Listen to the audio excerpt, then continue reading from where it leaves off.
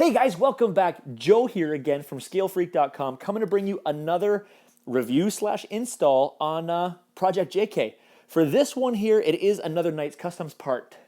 What could it be this time? Check us out on the front.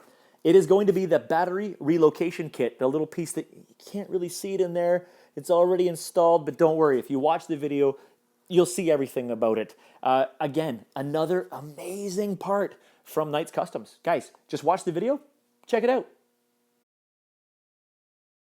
First, we're going to start with opening up the package itself, although I did already open up the package. It is a Shapeways product, so of course it's going to come in a Shapeways bag.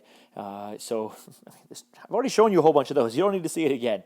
I do want to remind you guys early in the video that remember, Shapeways, if you're ordering it in North America, it will get produced in North America and shipped to you. If you're ordering it from Europe, you will get it produced in Europe and shipped from you. So it's not going to cost a pile of money for shipping.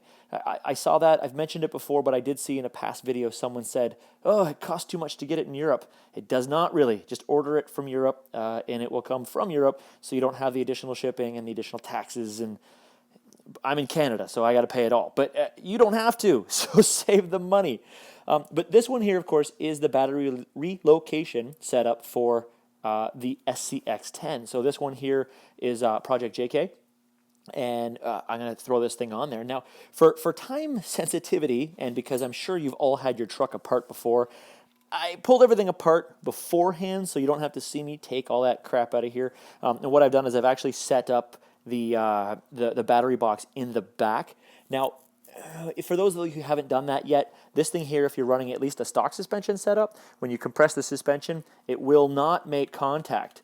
You could probably maybe not even slip a sheet of paper through there, how close that thing fits, but it won't make contact with the box itself, so you will have your clearance that you need. But again, in this one here, what I'm looking to do is make it so my servo can get full movement. It's not going to hit anything on the bottom. And of course, I want to be able to put the battery on the back of here. I run these 3-cell batteries, so when I have the battery tray up here and then I put my 3-cell on top of it, what ends up happening is I have to lift the body in order to make it fit, and it just gives me so much of a gap. You guys have seen that before on the Red Devil Recon. There's been a lot of comments in the past. Bro, your body's too high, lower it down. It was because of the battery. So with this kind of setup, if you're running a 3-cell setup like what I do, you're going to be able to actually do it because the battery tray is going to go here instead of here and start creating issues. So first things first, again, super easy install. I'd have to say between a 1 to a 10, where 1 is the easiest and a 10 would be the hardest. This is probably something like a 2, maybe a 3. You just need a 2 mil. That's really all you need to do this whole thing. Now, just a reminder, guys, this is a 3D printed product, so you will want to pre-tap your holes. What I typically do is I use, again, a machine screw just to a plastic screw just to kind of get it in there to get the initial hole started. And then if I'm going to put a machine screw in the final product, I'll tap it with that one as well, just to make sure it's what you need before you start putting parts on, because things could get problematic there.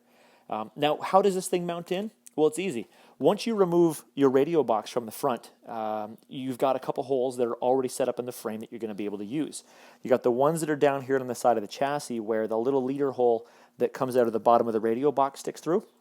And of course, you've got that little part there that the tower for the battery thing would sit into with the big spacers. They're gone. So super easy to install, and it's not going to make any clearance issues with anything either. So first things first, I'm just going to slap this thing in there. I'm not taking my frame rails apart. You can actually just slide this thing in sideways, just like that, and it will fit in like that. So on the top of this product here, let me pull it out real quick to show you. There's actually kind of little ledges there that will actually clip into that brace that goes from side to side. So you'll know exactly when it's in place correctly, when boom, that's all it has to do is just kind of snap into that. The bottom will line itself up. Come on, it's done already, right? And then of course you're going to screw it in. So for these ones here, grabbed a couple screws. Now I do screw, when I screw into plastic, I like to use a screw that's probably a little longer than I need it to be, just to make sure the threads go all the way through. If you look at any of my rigs, you'll probably notice that the screws always peek out the other side. That's kind of intentional. mostly. Sometimes I just scavenge for screws. But again, because you are screwing into plastic, guys, please do not just hammer these things down. You do not want to heat that screw up too much and then just wind up melting the plastic. So I usually just do it a little bit tight, then I come back a little bit later to finish it off. Now, again, I'm going to pop these suckers in the side here. When you're going through the chassis itself, it might get a little tight, and that's mainly because those holes weren't originally made for a screw to go in it, but you can get one in. You'll probably flatten the thread a little bit. If you're really concerned about it, then just pre-tap it with a drill just to make it a little bit bigger. I, of course, am not concerned with it, so I'll just hammer the screws in there, no problem.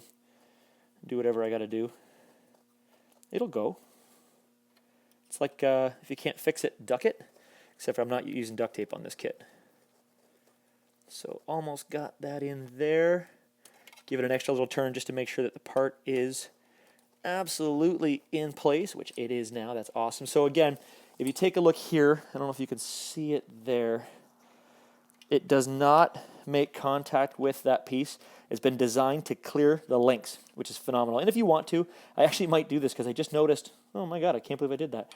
I just noticed that one of my links has the expansion joint up this way and one of it's down that way. So I think probably off camera, I will flip that thing around to make it look uniform just because I'm like that. So I'll do that later. Now, of course, the next stop is, because we're reusing some of these stock Axial parts, it is the battery tray itself is going to go on here. So just reuse some of the screws that you might have laying around. I seem to have a lot of these little ones laying around. I'm not absolutely sure why, but hey, it suited my purpose today. So we're just going to get them in here, almost like a tack weld. Just put them in place so I can make sure everything is lined up how I want it to be.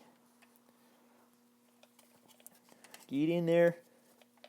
Get in there. Okay, there's one. Actually, I should say 3. Clearly, I've been teaching my son how to count. So get them hogged down. Again, don't hammer them. By that, I mean don't screw them super, super tight. Come back after the screws cooled down a little bit, finish it off, which I'm going to do right now with these screws. Make sure that one's tight enough. That one there. I know those ones on the side are. You know what, I'll just finish these ones off while I'm here. Just do them hand tight. It's not going to back out of this stuff. This 3D printed stuff is actually really phenomenal for that. It's not going to have any concerns. So you see I've got that. Of course, this is really flimsy, but that's because we're screwing a metal plate to it, right? So for these, just make sure you've got your Velcro and stuff already connected to it and the way that you want it to be, because once this thing goes on there, there's really no need to adjust it from there.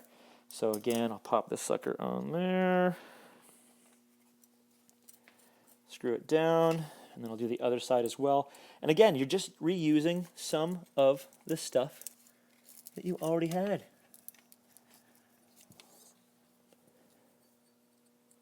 One last screw here. And this, of course, will make that piece of plastic a little bit more rigid because now you're literally screwing a metal plate to it. And there we go. So that's on there exactly like that. And you know what? I just noticed. Yeah. So if you want to flip this thing around, there's actually one last screw hole that I just noticed. I really didn't want to have it, so my Axial logo was upside down, but so be it. If you screw it in like that, there is one last screw hole on the bottom that will make it even more rigid. And I'm going to slap a screw in that one as well, just to basically make sure that it is as rigid as it can be so that my battery's not flapping around.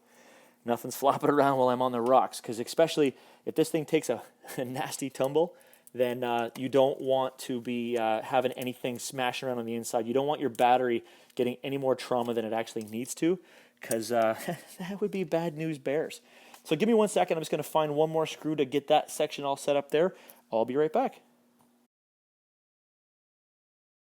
That last screw is in now. Now take a look. See, it's in there good. Like I could pick the truck up by that part. That sucker is locked in.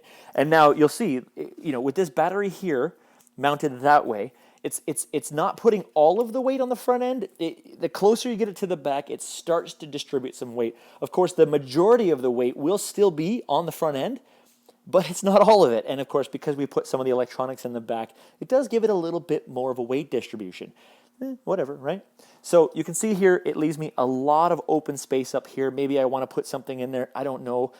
Maybe you're running, who knows what you're running in there, but that's a lot more space. And you can see my servo has tons of room, uninterrupted. Nothing's really going to get in the way. And of course, all my lines, my wires and stuff like that, again, still have all the room that they need. It actually gives me a couple more things if I wanted to zip tie that wire to something.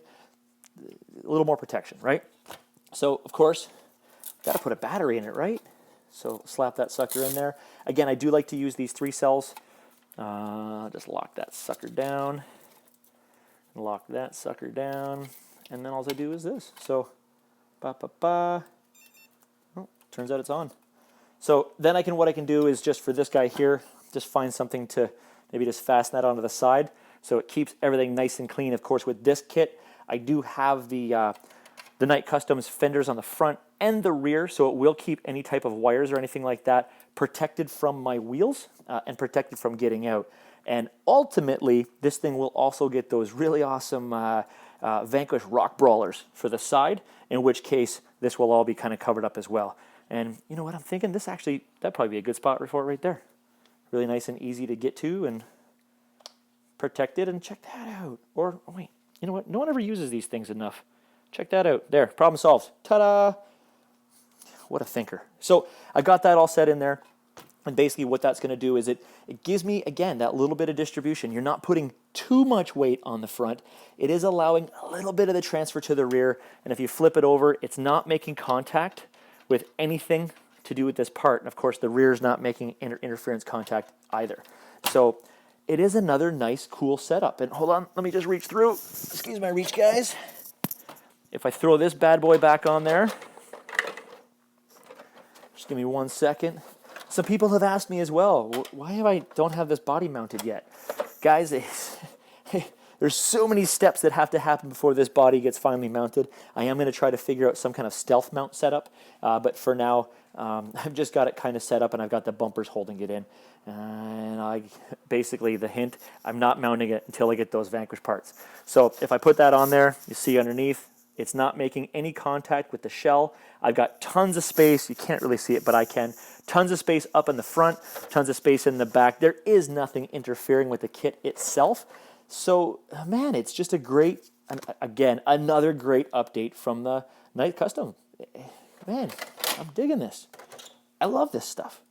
So that's it for this part. I mean, what else is there to show you? This is a solid part. I can pick the truck up by that 3D printed piece.